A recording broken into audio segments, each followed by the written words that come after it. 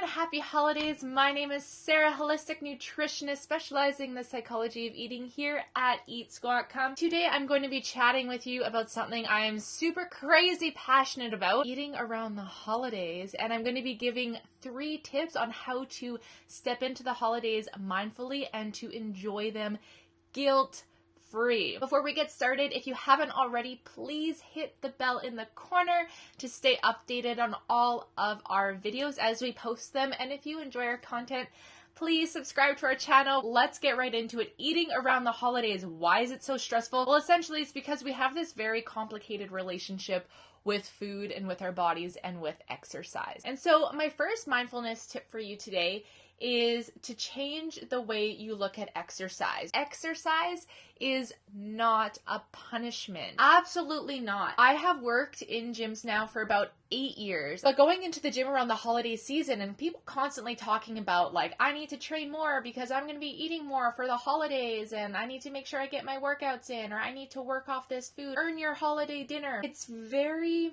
upsetting to me now that this is normal conversation at the gym. And I just want to say this. Eating is fundamentally one of the most important things that we need to do as humans, because we will die if we are not nourished, if we do not feed ourselves. Because we have developed this very complicated relationship with food and our bodies, when we tend to overdo it, we often punish ourselves with movement to try and undo all of the eating that we have just partaken in. And exercise is not a punishment. Exercise is a gift. It is absolutely a blessing to be able to have legs to do your favorite dance, to be able to throw a barbell on your back and to lift some weight. These things are a gift that you get to move in ways that make you feel good and that support your body every single day. And if you're someone right now who is trying to develop a healthier relationship with food and with body and with exercise, but you have this punishing relationship with exercise, I can guarantee you that you are not going to have a successful journey. Which brings me into my second point. Emotional eating can be a good thing. Emotional eating has been stamped as this awful thing in our society because as humans, we very easily tend to focus on the negative sides of things. And yes, emotional eating can 100% be problematic because we associate emotional eating with negative feelings such as heartbreak and shame and embarrassment and fear and sadness and anxiety. And yes, sometimes we eat to help ourselves cope with these really uncomfortable feelings because eating is pleasurable and it makes us feel good and it's a distraction. And this is where it can become problematic. But just like we eat with the negative emotions, emotional eating can be absolutely such a beautiful thing. When you're at a holiday dinner, when you're with people that you love, whether they're your real biological family or your friends in the family that you've chosen for yourself, and you're laughing and you're having conversation and you're putting your fork down and you're engaged with people. Yes, the food is amazing. I love food. I'm not saying that Christmas dinner or holiday dinner isn't delicious, but it is secondary to the company. You tend to eat less because you're so engaged with the people around you and you're so caught up in the conversation. You're able to slow down with the food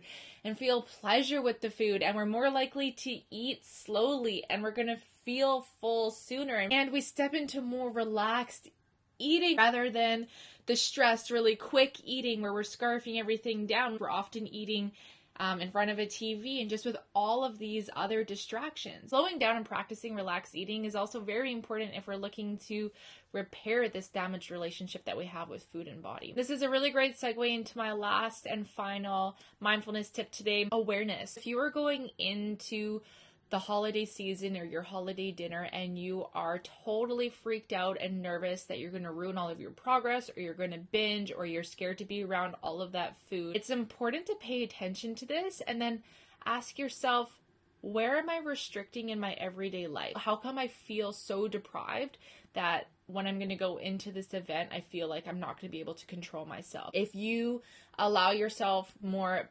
balance in your everyday life where it's like, yeah, I can have that cake if I want to, but I don't know if I really want to eat that cake today because it's going to make me feel like crap, and I was going to go do spin later and I don't want to feel like crap when I'm doing spin. A lot of the times when you just give yourself full unapologetic permission to eat the food, you don't always want to. And a lot of the times when we tell ourselves no, we create this black and white thinking, and then we start labeling food as good versus bad, and we don't allow any of these bad foods into our house, or we avoid events where all of these bad foods are going to be. and we just eat, you know, this cookie cutter meal plan every day, all day. And then as soon as we throw ourselves into Christmas dinner where there's going to be pie and cake and stuffing and turkey and gravy and chips and appetizers, oh my gosh, of course you're going to want to binge. Of course you're going to be terrified. These are foods that you have labeled as bad for so long. And then you punish yourself with exercise and purging or restricting or whatever it might be.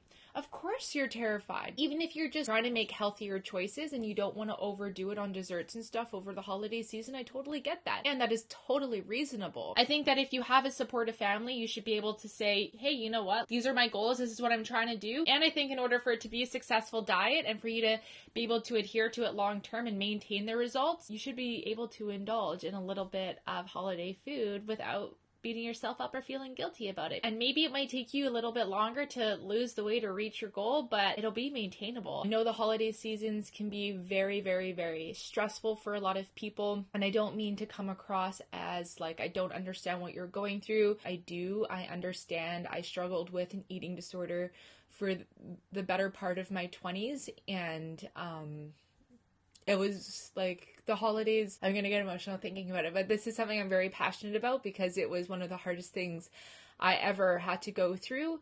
And now that I'm on the other side, I can see it so much more clearly. And the reason why I do what I do is because this is the support that I wish I had and the clarity that I wish that I had back then. I want you to know that I hear you and I understand and I've been there. And if you ever need someone to chat, you can head to our website to find out more information. Happy holidays. 2020 is coming to an end. I hope that 2021 has some really great things in store for all of us. You are loved. You've got this. And we will see you in 2021. Until then, don't forget to eat, enjoy, squat, and cum.